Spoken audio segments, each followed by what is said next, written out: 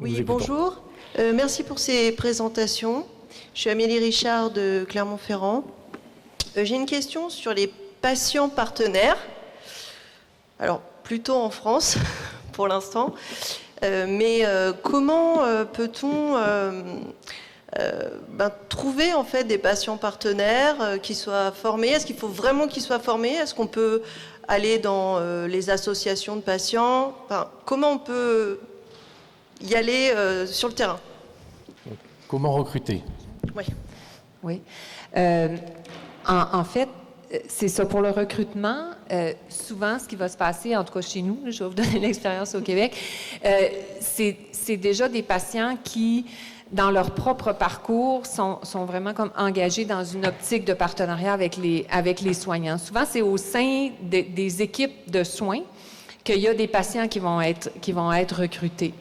Il y en a d'autres aussi qui vont s'être retrouvés justement à être patients partenaires formateurs, puis tout d'un coup, il va y avoir des opportunités qui vont s'ouvrir devant eux.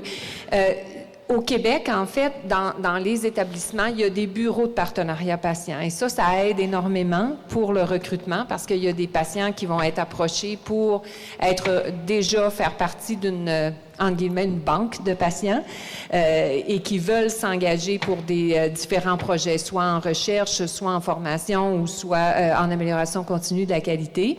Quand il n'y a pas d'organisation comme ça dans les structures, dans les établissements, bien, ça peut se retrouver effectivement dans des associations de patients. Il y a souvent des patients qui sont très engagés dans ces associations-là. Il faut juste faire attention des fois à quand même que le patient ait une vision de partenariat et non une vision de revendication. Puis des fois, c'est ce qu'on retrouve un peu dans les associations, dans certaines associations, je ne veux pas généraliser. L'objectif pour le patient partenaire, c'est vraiment de travailler en collaboration et en équipe et non être dans une revendication de droit. Fait que ça, c'est aussi ce qu'il faut faire comme nuance. Puis je vous dirais que oui, il y a de la formation qui se donne, mais c'est souvent sur le terrain que ça se vit, puis que ça se fait, puis qu'on apprend ensemble. Quand ça se formalise, ça fait quand même un bout de temps que ça vit au Québec, tout ça. Il y a effectivement des formations qui aident autant les cliniciens sur le terrain, les chercheurs à se former au partenariat patient que les patients partenaires aussi. Fait que c'est sûr que je vous dirais souvent dans votre clientèle, vous avez probablement dans vos patients que vous avez probablement déjà décelé qu'il y a des patients avec qui ça pourrait être intéressant de réfléchir ensemble à certaines choses. Souvent, nous, ça va être comme ça qui se recrutent. Je ne sais pas, Antoine, si tu voulais ajouter quelque chose par rapport à ton expérience à toi. En un mot, peut-être simplement souligner qu'il ne faut pas seulement former les patients partenaires, mais ceux qui veulent travailler avec les patients partenaires. Il y a une façon de travailler avec des patients partenaires, ce n'est pas toujours intuitif. Ce sont des formations qui sont disponibles sur ssaquebec.ca gratuitement, alors n'hésitez pas à consulter. Merci beaucoup. Professeur Darmon. Bonjour, donc je suis médecin généraliste à l'Université Côte d'Azur. Et j'avais une question pour l'ensemble en fait, du panel quasiment. Donc là, on nous présente finalement les systèmes de santé apprenants et on a une particularité en France quand même, c'est qu'on a une majorité d'exercice libéral avec une fiche de poste pour les médecins généralistes qui finalement n'est pas opposable. Autrement dit, un médecin généraliste est libre de faire ce qu'il veut. Est-ce que pour les collègues espagnols et les collègues québécois, il est assez clair quelle mission doit effectuer un médecin généraliste? Est-ce qu'il est assez clair qu'un citoyen, quand il se présente auprès d'un médecin généraliste, il sait qu'il va avoir tout un panel en fait, de propositions de soins et pas seulement au gré des choix du praticien? Parce que c'est intéressant d'avoir des systèmes apprenants, mais si après, dans l'effection, on a une liberté de choix qui ne dépend pas forcément des données qui sont produites et des besoins réels de la population, je me pose juste cette question qui est volontairement provocatrice.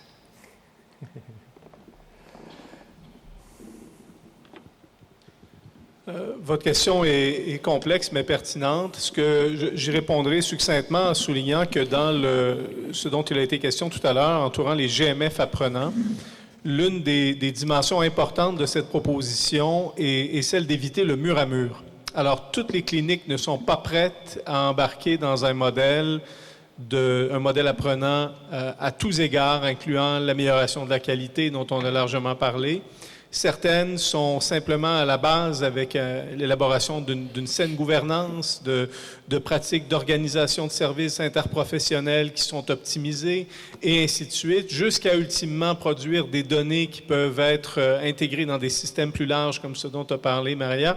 C'est donc une approche itérative. Le Québec aussi compte des cliniques qui sont en pratique libérale dans une très large mesure et c'est pas tout le monde qui emboîte le pas de ces modèles à la même vitesse. Les leaders parmi l'ensemble des cliniques inspirent d'autres qui sont prêts à avancer et ainsi de suite. Donc, c'est un travail qui se fait sur de longues années.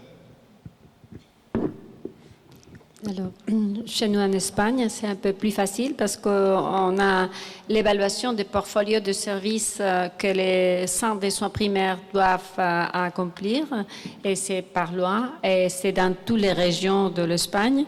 Et on a des objectifs annuels, chaque centre de santé avec l'autorité de santé régionale. Et ces objectifs annuels sont évalués avec ces tableaux de bord qu'on a et qu'on puisse aller jusqu'au niveau de professionnel. Mais les incentives pour l'équipe sont un groupe. Alors, dedans les groupes, on peut avoir des professionnels qui s'impliquent plus et d'autres qui s'impliquent moins. Et il n'y a pas vraiment une différence du côté de paiement, du côté des incentives, parce que nous sommes tous fonctionnaires de l'autorité de santé. Et aussi maintenant, c'est le défi des ressources humaines. On a aussi une manque de professionnels pour faire les remplacement de personnes qui ne peuvent pas travailler pour différentes situations. Alors, c'est l'équipe qui fait le travail de toute la population qui est assignée pour cette équipe de soins de santé. Même qu'on a la manque de 1 ou 2 professionnels qui peuvent avoir une liste de 2000 patients chacun, par exemple. Alors, il faut faire les soins pour tout le monde, n'importe le nombre de personnes qu'on soit effectivement là. Alors, ça pose des situations en difficulté. Si ces situations continuent allant le temps, et l'évaluation de ce service, la qualité, la sécurité a une perte. Nous avons une perte des indicateurs de qualité et de sécurité clairs et on les mesure. Merci David d'avoir posé la question du pilotage national du système de santé. Merci beaucoup. Une dernière question. Oui, merci Benjamin Assoudé, Université de Rouen.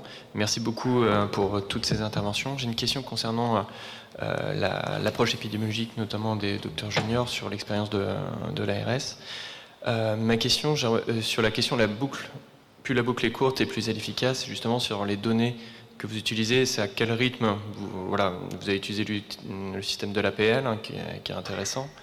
Mais cette projection, il faut la faire à rythme régulier, parce que vu les évolutions, et ce qu'on discutait un peu en amont, c'est que la plupart du temps, c'est que les cartes sont obsolètes très rapidement. Donc, comment vous aviez envisagé, via votre ARS, de mettre à jour ces chiffres-là? Après, les arbitrages, ce sera une autre solution, hein, évidemment.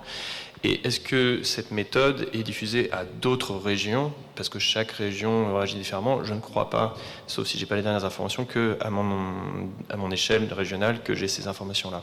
Merci. Oui, donc c'est pas effectivement, je vous confirme, hein, on ne le partage pas avec les autres régions. Après, chacun est libre de le décliner. Il y a beaucoup de professionnels qui ont des réticences à aller sur l'évaluation des besoins. Il y en a qui pensent que c'est tellement complexe qu'ils ne veulent pas y aller. Alors que, vous voyez, nous, tout est basé sur le fait qu'on va estimer un nombre d'actes à réaliser pour couvrir théoriquement les besoins de la population. Évidemment que ça relève de beaucoup d'hypothèses et on est bien au clair sur le fait que je ne sais pas évaluer vos besoins, je ne sais pas évaluer mes besoins en santé et encore moins à l'échelle de 10 ans ou 20 ans, mais pour autant, on estime qu'il faut qu'on essaye d'y travailler pour se donner de la visibilité, pour réduire l'incertitude et pour essayer d'améliorer la qualité évidemment du travail organisationnel que l'on mène. Donc le rafraîchissement des données, pour nous, il est à minima annuel, hein, il faut le voir comme ça. Il y a des choses qu'on pourra, alors par exemple l'APL, on peut l'actualiser annuellement. L'observation du résultat de notre capacité à aligner l'ouverture de nos terrains de stage avec nos estimations de besoins. Ça, on peut le faire tous les ans puisque notre affectation d'interne, elle aura lieu tous les ans, même de manière semestrielle. On verra comment les conditions d'appareillement se réaliseront. Et puis après, la difficulté effectivement qu'on a, c'est qu'on n'a pas la main sur tout. Et en l'occurrence, on n'a pas la main sur le nombre d'internes qui aujourd'hui est affecté à chacune des régions.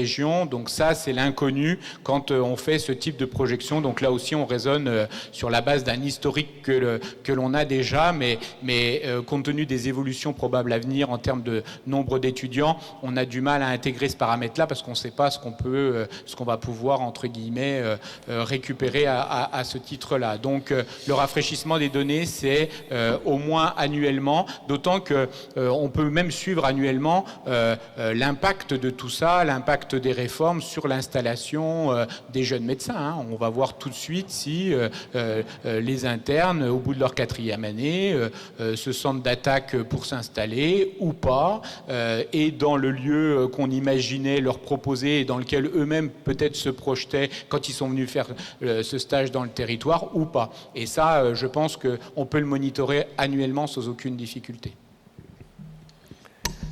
Merci beaucoup. Voilà ce qui conclut donc cette session. Je pense qu'on peut remercier et féliciter nos orateurs. Il va applaudir du coup également toute la salle. Merci beaucoup.